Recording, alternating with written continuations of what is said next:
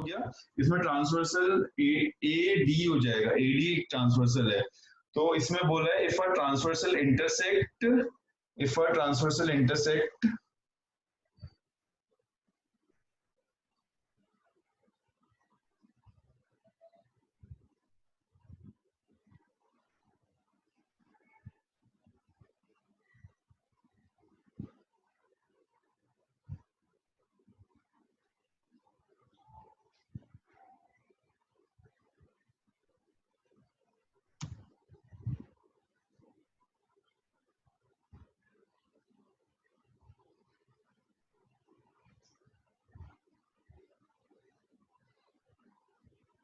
ये बेटा आवाज आ रही है आपको?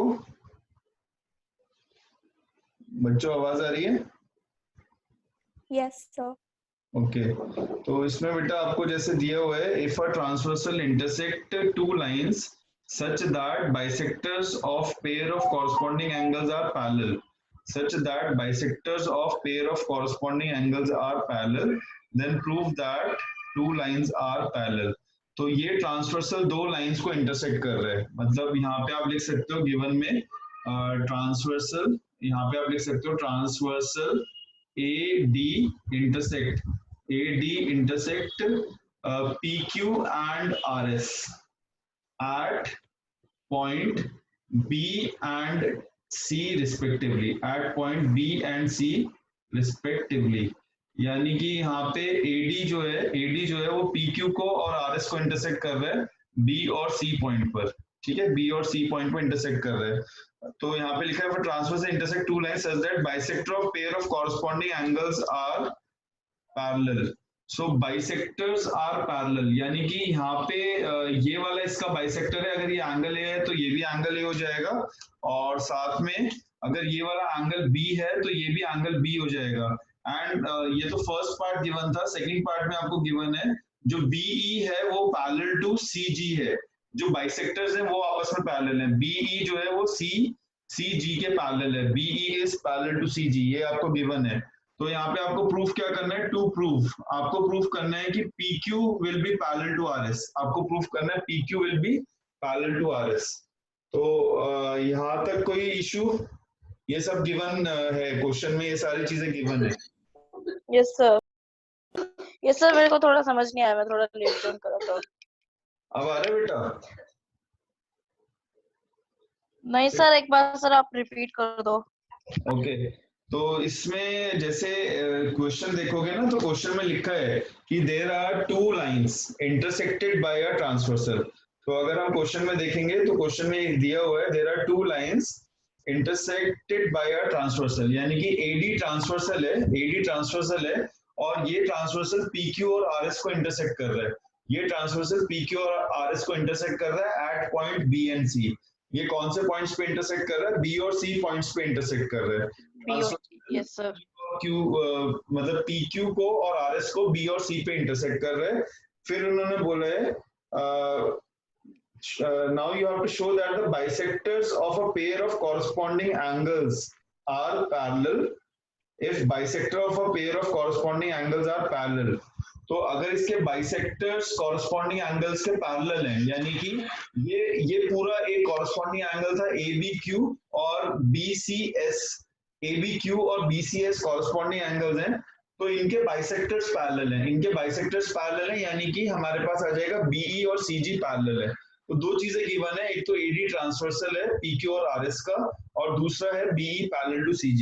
अब आपको प्रूफ क्या करना है? प्रूफ करना है कि B जो आपका PQ है ये RS के पैरेलल होगा, तो आपको ये प्रूफ करना है कि PQ and RS are parallel to each other.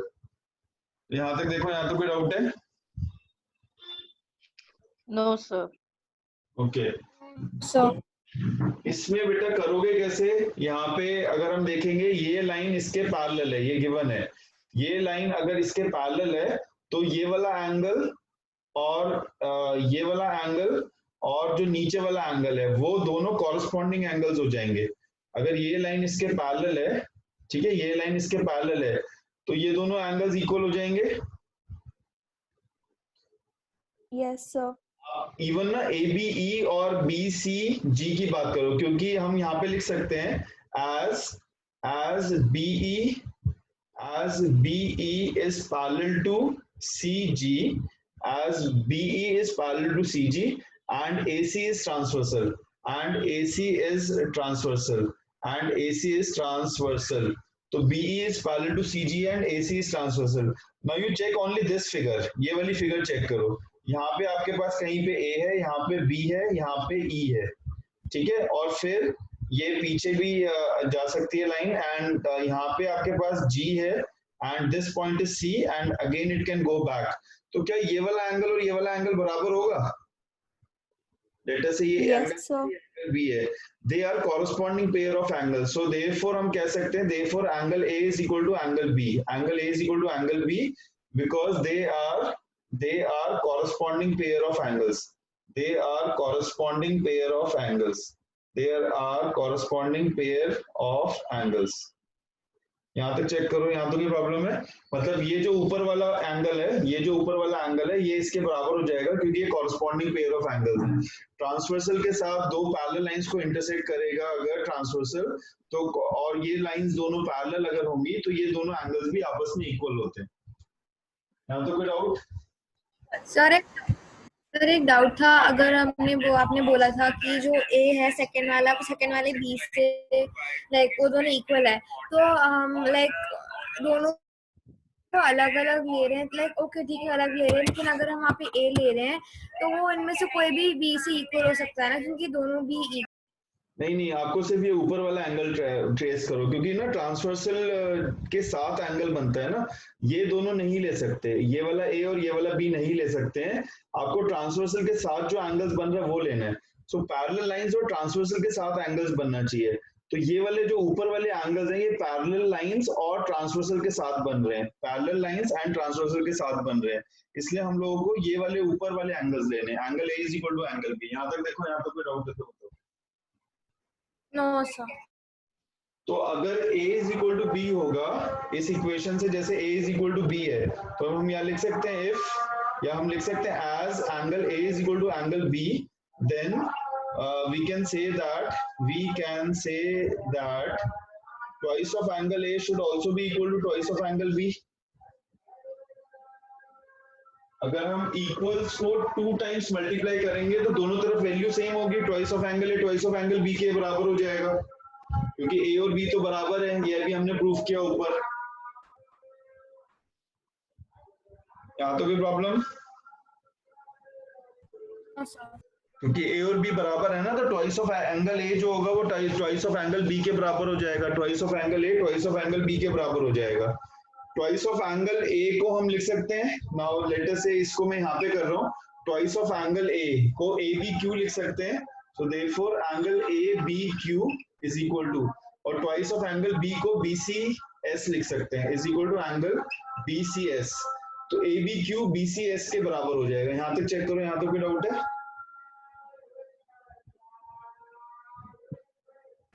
ABQ S, क्यों? क्योंकि ये A और B बराबर था, तो ट्वाइस ऑफ A और ट्वाइस ऑफ B भी बराबर होंगे, दोनों तरफ 2 से मल्टीप्लाई कर लिया, तो ABQ और BCS भी बराबर हो जाएगा. यहाँ तो कोई issue? No sir. So but they are corresponding pair of angles, but they are corresponding pair of angles, they are corresponding pair of angles for lines PQ and RS, for lines PQ and RS. So therefore हम बोल सकते हैं PQ is parallel to RS. Therefore we can say that PQ is parallel to RS. और यही हमें proof भी करना था कि PQ. क्वेश्चन 3 की अगर हम बात करेंगे, क्वेश्चन 3 में आपको दिया हुआ है, it says like question 3, it says if AB is parallel to CD, if AB is parallel to CD and EF is perpendicular to CD and EF is perpendicular to CD and angle GED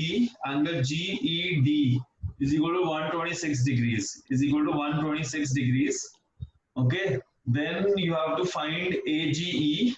तो आपको to find करना है, इसमें to find आपको करना है angle AGE, ये find out करना है, फिर आपको GEF फाइंड आउट करना है, GEF, और फिर आपको फाइंड आउट करना है FGE and FGE. AGE find out करना है, GEF फाइंड आउट करना है और FGE फाइंड आउट करना है।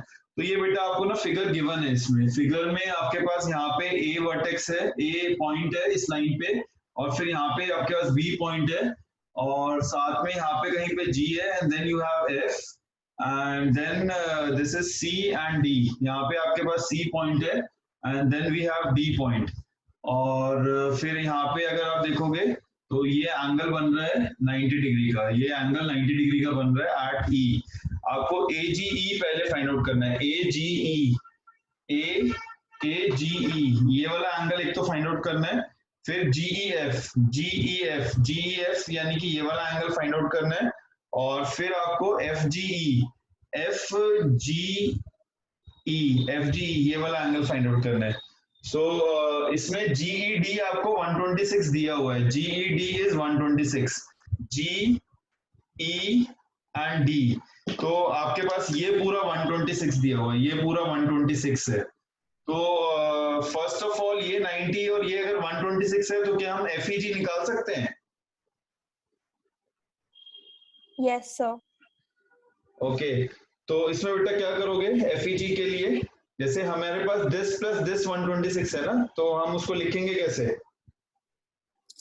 So 90 the plus angle- angle FEG equals to 180 नहीं 180, ओके 180 बेटा So क्या? हम लिखेंगे नहीं सर 180 नहीं होगा एक यस मैं so बोलो बेटा, can I tell? Yes yes, So हम ये बोलेंगे angle FEG is equal to angle FEG plus 90 is equal to 126. Very good. यहाँ पे आपको GED दिया हुआ है, यहाँ पे गिवन है आपके पास, गिवन है एंगल GED इज 126, ये गिवन है, और GED ये पूरा एंगल है, GED ये वाला पूरा एंगल है, और GED होगा किसके बराबर? GEF प्लस FED के बराबर। तो ये बेटा हो जाएगा GEF प्लस एंगल FED के बराबर is equal to 126, GEF plus FED is equal to 126 degree. तो इसमें बच्चों GEF हमें पता नहीं है, तो ये तो GEF ही रहेगा, लेकिन FED मेरे को 90 पता है, तो ये आ जाएगा 90 इज इक्वल टू 126।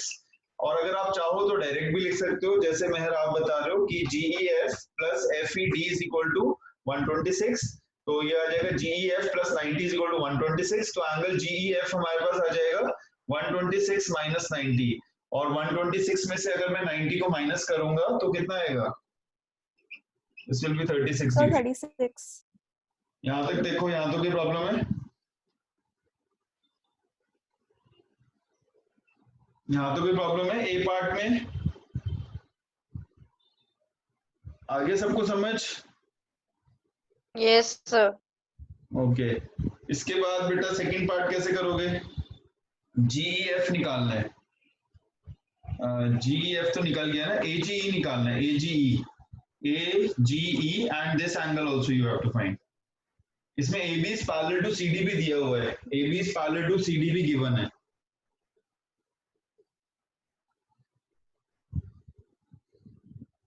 अभी So should I हमने tell? Yes So can I tell? Yes yes So if we extend GE from both the sides, okay so Yes, angle you are AGE, okay yes sir. So angle AGE with angle GED, so both angles will be alternate interior angles, so the they are degree equal will in be measure। 126 degree. देखो Yes, Z जब भी बनता है ना, जैसे Z बनता है parallel lines में, अगर Z बनेगा हमेशा, जैसे अगर पैरेलल लाइंस है और कहीं पे भी Z बन रहा है, जैसे अभी यहाँ पे अगर आप देखोगे ये A पॉइंट है, ये G पॉइंट है, यहाँ पे E है और फिर D पॉइंट है, यहाँ पे D है, तो ये Z शेप बन रहा है, Z शेप बनेगा तो ये ऑल्टरनेट इंटीरियर एंगल्स होते हैं।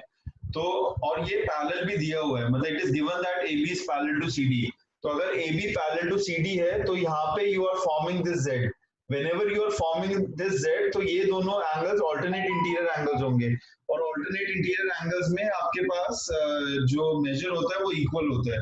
तो आप यहाँ पे बोल सकते हो as AB is parallel to CD, as AB is parallel to CD, AB is parallel to CD and GE is transversal, and GE is transversal, GE is transversal and GE is transversal, ये transversal है, and then we can say that angle AGE, then angle AGE is equal to angle GED is equal to angle GED. Why they are equal? Because they are alternate interior pair of angles. They are alternate interior pair of angles. They are alternate interior pair of angles. So they are equal in measure. यानी कि AGE जो होगा वो GED के बराबर हो जाएगा और GED ऑलरेडी 126 है तो एंगल AGE जो होगा वो 126 डिग्री हो जाएगा. AGE will be 126 degree. यहाँ तक चेक करो, यहाँ तक कोई डाउट है? यहाँ तक बेटा कोई इशू है? No sir.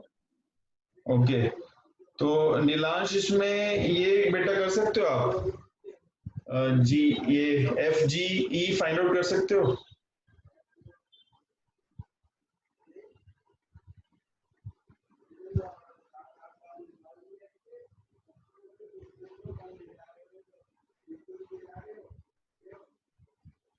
ये कर सकते हैं बेटा, ये वाला एंगल निकाल सकते हैं FGE.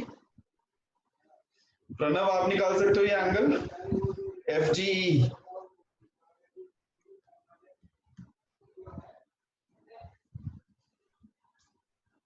Okay, Vanshika is not there.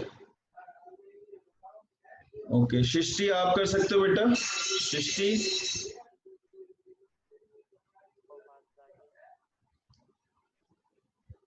शिष्टि आवाज आ रही है बेटा आपको? प्रणव आप बोल रहे हो कुछ? यस सर, आपको मेरी आवाज आ रही है? हाँ जी, बहुत स्लो आ रही है, थोड़ा तेज बोलोगे तो आ जाएगी. Yes sir. सर आपकी आवाज बहुत ज्यादा ब्रेक हो रही है. हो सकता है बेटा नेटवर्क इशू. प्रणव बोलो कैसे करेंगे? FGE निकालना है आपको. FGE क्या निकालना है? FGE मैं बताऊं? FGE यस बोलो. Sir, AGE plus FGE equals to 180 degree. Very good. Reason बेटा क्या लिखेंगे? मतलब आप बोल रहे हो this angle plus this angle is 180 degree. Reason क्या लिखेंगे? Can I tell the reason? Because it is on the straight line. Linear pair हो गया ना Straight बेटा. line. रीजन लीनियर पेयर हो जाएगा. Straight line obviously linear pair form कर रहा है. सो as AB is a straight line, as AB is a straight line, as AB is a straight line, so therefore angle AGE plus angle FGE plus angle FGE is equal to 180 degree. AGE plus FGE is equal to 180 degree. तो बेटा AGE आप already calculate कर चुके हो, 126 है. AGE हम लोग already 126 calculate कर चुके हैं, तो मेरे पास आ जाएगा 126 plus FGE is equal to 180 degree. So हम यहाँ पे लिख सकते हैं therefore 126 plus FGE is equal to 180 degree. यानी कि एंगल FGE जो हो जाएगा ये हो जाएगा 180 minus 126. 180 minus 126 करोगे तो 10 minus 6 is 4 and 7 minus 2 is 5. तो ये बच्चों 54 डिग्री आ जाएगा. आपको तीन एंगल्स फाइंड आउट करने थे. पहला एंगल फाइंड आउट करना था AGE. AGE हमारे पास आया है, AGE 126 आया है, तो AGE यहाँ पे हम 126 लिख सकते हैं. ये फर्स्ट एंगल हो गया. सेकेंड एंगल आपको फाइंड आउट करना था GEF हमारे पास 36 आया, तो इसको हम लिख सकते हैं 36 डिग्री. और तीसरा एंगल फाइंड आउट करना था FGE हमारे पास आया 54 डिग्री. यहाँ तक चेक करो, यहाँ तो कोई डाउट है तो बताओ. तो मुझे समझ नहीं आया क्वेश्चन क्योंकि I just entered in between. इसमें बेटा कहाँ से आपने छोड़ा था, मतलब कहाँ से क्विट किया था? सर मैंने तो शायद 1-2 साल पहले क्विट कर दिया था, वो लोड ही नहीं हो रहा था. मैंने तब ज्वाइन किया था जब आपने तो इसमें आप एक बार क्वेश्चन गो थ्रू करोगे तो इसमें बोला है कि AB पैरेलल टू CD है. AB पैरेलल टू CD है, क्वेश्चन में लिखा है AB is parallel to CD. फिर बेटा EF परपेंडिकुलर है, EF परपेंडिकुलर टू CD है. परपेंडिकुलर का मतलब 90 डिग्री बनाएगा, तो ये 90 डिग्री बन रहा है. और साथ में बोला है GED 126 है, GED 126 है, तो ये पूरा 126 है. इतना आ रहा है समझ? ये गिवन है आपको क्वेश्चन में. Yes sir. अब इसमें बेटा ये पूरा 126 है और ये 90 है, तो क्या हम ये वाला छोटा एंगल निकाल सकते हैं? Yes sir. कैसे निकालेंगे? तो हम लोग 126 माइनस 90 कर देंगे। हाँ तो वही किया। जीईडी आपको 126 दिया था, जीईडी को मैं स्प्लिट कर सकता हूँ जीईएफ प्लस एफईडी में, तो हो जाएगा GEF plus FED is 126, GEF plus FED की जगह 90 आ जाएगा इज इक्वल टू 126, तो जीईएफ आ जाएगा 126 माइनस 90, 126 माइनस 90 आ जाएगा 36 डिग्रीज। यहाँ तक चेक करो, ये 36 आ जाएगा। यहाँ तो कोई प्रॉब्लम है? मतलब ये सेकंड वाला पार्ट आ गया, यहाँ तो कोई प्रॉब्लम है वंशिका? फिर बेटा एजीई ट्राई करते हैं। एजीई ये वाला एंगल है और ये ऑलमोस्ट जेड बन रहा है यहाँ पे, जैसे ये एजी और ये फिर नीचे आओगे तो यहाँ पे जीईडी, एजीई और जीईडी ये लाइंस ऑलरेडी पैरेलल दी हुई है, मतलब एबी और जो आपका सीडी है वो पैरेलल है, AB and CD are parallel and GE is transversal, तो as AB is parallel to CD and GE is transversal, तो ये वाला एंगल और ये वाला एंगल बराबर होगा क्योंकि ये ऑल्टरनेट पेयर ऑफ एंगल्स हैं। ऑल्टरनेट पेयर ऑफ एंगल्स हमेशा इक्वल मेजर के होते हैं, तो ये वाला एंगल और ये वाला एंगल दोनों बराबर होगा। ये 126 गिवन था तो ये वाली वैल्यू AGE की वैल्यू 126 हो जाएगी। यहाँ तो कोई डाउट है? No sir. ये बेटा सेकंड पार्ट हो गया। फिर थर्ड पार्ट में आपको क्या करना है, थर्ड पार्ट में यहाँ पे आप लीनियर पेयर लगा सकते हो या स्ट्रेट लाइन एंगल्स हैं, तो AGE प्लस FGE ये हो गया 180 डिग्री। AGE 126 था तो FGE निकाल लेंगे जो कि 54 आ रहा है। यहाँ तक देखो कोई problem? Question 5 page number 104, question 5 page number 104 and the figure is given as, यहाँ पे आपके पास इस तरह से कुछ गिवन है, दिस इज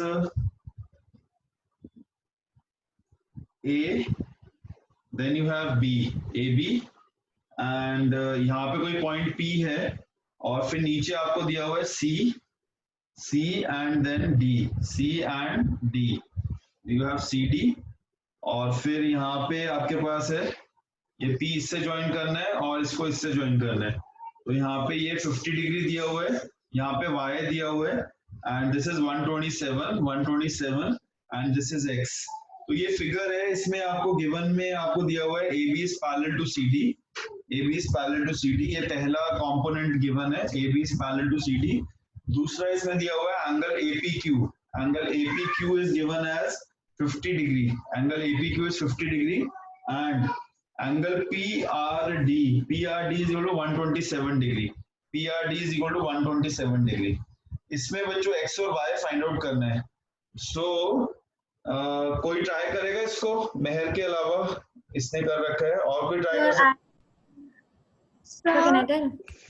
यस सर इसमें पहले तो हम अब पहले A B is straight line, तो लीनियर पैर के हेल्प से हम लोग पहले तो जो एंगल एक्स के राइट साइड पे है वो निकाल लेंगे क्योंकि वो दोनों पैरेलल है, तो 127 प्लस जो एक और नंबर होएगा वो 180 बनाएगा। So like we will find it like that, और जो नंबर आएगा फिर आप 50 plus that number plus X करने से 180 आ जाएगा, तो हमारा एक्स आ जाएगा and then we can take out the inside angle also of C वाली लाइन पे जो एक्स के राइट साइड पे एंगल निकाल सकते हैं 127 माइनस 180 करके क्योंकि लीनियर पैर है, and then angle sum property की हेल्प से वाई हमारे पास है और जो एक्स के राइट साइड पे एंगल है वो है, उसको प्लस करके फिर X y plus that number plus x is equal to 180 से आ जाएगा x और y में। ये बेटा बहुत लेंथी प्रोसीजर आप बता रहे हो, मतलब आप पहले ये एंगल निकालने के लिए बोल रहे हो ना? तो मैं बताऊं, ये एंगल निकालने के लिए बोल रहे हो ना वंशिका? सर मैंने बोला पहले वो निकाल लेंगे, फिर एक और एंगल जो है हमारा ए बी लाइन पे जो है एक और एंगल y के राइट साइड पे वो वाला एंगल निकाल लेंगे। उसको वैसे नहीं करना है, कोई और मेथड बताओ। यस सो हम बताओ। सर मैं बताऊं? इसमें पहले एक सेकंड, सो हम ट्राई करो। इसमें जो x इक्वल्स टू 50 हो जाएगा। क्यों, रीजन? सो एडजेसेंट एंगल होते कौन से होते हैं? Interior angle, alternate interior. Srishti आप बेटा यही बोल रहे हो? Alternative interior angle. Okay okay good. Yes sir. Okay, यहाँ पे बेटा अगर आप देखोगे ना ये Z फॉर्म कर रहा है, इस तरह से Z फॉर्म कर रहा है। यहाँ पे अगर ये A पॉइंट लें, इसको P पॉइंट लें और यहाँ पे लेटर से ये कोई भी और पॉइंट है, लेटर से ये R और S पॉइंट्स हैं, तो अगर ये R पॉइंट है और यहाँ पे S है, यू आर फॉर्मिंग Z, तो आप लिख सकते हो यहाँ पे स्टार्टिंग में लिख सकते हो AB is parallel to CD and PR is transversal, and PR is transversal, and PR is transversal. AB is parallel to CD and PR is transversal. So therefore, angle APR should be equal to angle PRS, should be equal to PRS. They are alternate interior angles, alternate interior angles. और alternate interior angles हैं तो x की value 50 आ जाएगी, x की value 50 degree आ जाएगी. मतलब ये APR 50 था, यहाँ पे 50 यहाँ पे x आ जाएगा, तो x is equal to 50 degree आ जाएगा. Yes. सर फिर सर सेम भी y की तरह निकलेगा. क्या बेटा फिर से बोलो. सर सेम थिंग y की तरह भी निकलेगा. y के लिए तो बेटा कुछ और लगेगा. आप बताओ सोहम क्या कह रहे हैं. सर इसमें होगा पहले ये जो एंगल PSD दे रखा है जो 127 डिग्री है. हाँ जी. इस पे लीनियर पेयर करके दूसरा एंगल निकाल लेंगे. लीनियर पेयर करके इसमें बेटा जैसे ये ट्रांसवर्सल था ना, ऐसे ये भी तो ट्रांसवर्सल है, तो ये एंगल और ये पूरा एंगल भी बराबर हो जाएगा. मतलब एक ट्रांसवर्सल तो आपका PR है, दूसरा ऐसे भी तो बन रहा है, मतलब AP and then this SD. ये A है, ये P है, ये S है, ये D है, ये भी तो ट्रांसवर्सल बन रहा है ना. मतलब आप सेकंड पार्ट में आप क्या बोल सकते हो, AP is parallel to CD and now transversal is PS and PS is transversal. और PS बच्चों अगर ट्रांसवर्सल होगा, it is transversal. Okay, transversal. तो PS अगर ट्रांसवर्सल होगा तो हम यहाँ पे बोल सकते हैं 50 plus y. So therefore angle APS is equal to angle PSD is equal to angle PSD. APS is equal to PSD. APS में आपके पास आ जाएगा 50 plus y. APS में आपके पास आ जाएगा, इसको हम यहाँ पे लिख देते हैं, APS में आ जाएगा 50 plus y और 50 plus y is equal to PSD 127 है, तो सीधे y आ जाएगा, सीधे y आ जाएगा 127 minus 50. 127 minus 50 करोगे तो ये 7 आ जाएगा. 12 minus 5, 12 minus 5 is 7, तो y 77 आ जाएगा. दोनों ऑल्टरनेट पेयर ऑफ एंगल्स हैं. ये वाला इसके साथ ऑल्टरनेट पेयर बना रहा था इस ट्रांसवर्सल पे. जब हम PR ट्रांसवर्सल ले रहे हैं तो ये वाला ऑल्टरनेट बना रहा है क्योंकि यहाँ पे Z फॉर्म हो रहा है और इधर पे भी Z फॉर्म हो रहा है, तो ये दोनों मिलके इस पे ऑल्टरनेट पेयर बना रहे हैं, यानी कि 50 plus y 127 हो जाएगा. तो यहाँ से आपके पास y की वैल्यू आ जाएगी 127 minus 50. तो डायरेक्ट ही हो जाएगा. मेरे को ये वाला एंगल और ये वाला एंगल इवैल्यूएट करने की जरूरत नहीं है, मैं डायरेक्ट ही कर सकता हूँ. ये ऑल्टरनेट पेयर्स हैं और ये दोनों भी ऑल्टरनेट पेयर हैं, तो x तो सीधे ही सीधे आ गया और 127 को इन दोनों के सम से इक्वेट कर लोगे तो वहां से y आ जाएगा. ठीक है. Yes sir. This figure it says ये आपके पास लाइंस हैं, like this is one line. Okay, so this is a line AB, this is a line AB, and then you have a line, C. ये A B और यहाँ पे E, A C और E points हैं इस पे, A C and E points are there. और ये इसको ऐसे इंटरसेक्ट कर रहे हैं. यहाँ पे B पॉइंट है, यहाँ पे D पॉइंट है, दिस इज D पॉइंट और यहाँ पे E पॉइंट है. तो यहाँ पे पूरा X आ गया, यहाँ पे पूरा Y आ गया और यहाँ पे ये Z आ गया, दिस इज Z. और ये 55 डिग्रीज दिया हुआ है, ये 55 डिग्रीज दिया हुआ है. तो गिवन अगर हम देखेंगे, गिवन हमें जो दिया हुआ है उसमें आपको बोला है AB और CD पैरेलल है, यानी कि ये फर्स्ट और सेकंड लाइन पैरेलल है और CD और EF भी पैरेलल है, CD और EF भी पैरेलल है. CD इसके पैरेलल, यानी कि अगर देखा जाए तो तीनों आपस में एक दूसरे के पैरेलल है. also EA is perpendicular to AB. जो EA है वो AB के परपेंडिकुलर है, यानी कि ये 90 बनेगा और ये सारी पैरेलल लाइंस थी तो ये भी 90 बनेगा, ये भी 90 बनेगा और ये भी 90 बनेगा. और साथ में इसमें दिया हुआ है एंगल BEF 55 डिग्री, यानी कि ये वाला 55 डिग्री दिया हुआ है. आपको फाइंड करना है, आपको फाइंड करना है x, y, z, x, y और z तीनों एंगल्स फाइंड आउट करने. So how will you start? So y will be 55, right? Because वो है parallel lines and y is not 55.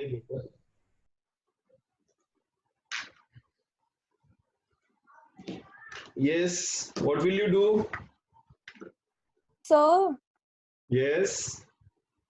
so to find angle Z, Yes. so as AB is parallel to EF, so and if we extend line AE, so to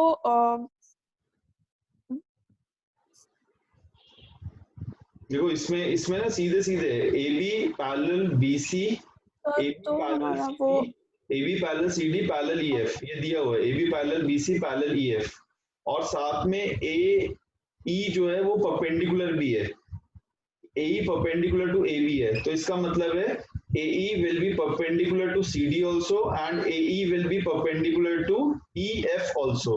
तो ये बेटा angle जो बनेगा ये 90 degree बन जाएगा, यानी कि एंगल CEF, तो therefore एंगल CEF जो बनेगा ये 90 डिग्री बन जाएगा, CEF 90 बन जाएगा। ये तीनों आपस में पैरेलल है और ये लाइन परपेंडिकुलर है लास्ट वाली लाइन के, तो ये इन तीनों के परपेंडिकुलर होगी कॉरस्पॉन्डिंग एंगल से, ये सारे कॉरस्पॉन्डिंग एंगल हो जाएंगे तो ये परपेंडिकुलर हो जाएगी। ये समझ आ रहा है? यस सर, एक और चीज सर, वो ऊपर जेड भी बन रहा है एक और, तो जो एंगल DBA है वो 55 हो जाएगा। DBA की बेटा अभी बात करेंगे, पहले यहाँ तक देखो, यहाँ तक कोई डाउट है? No sir.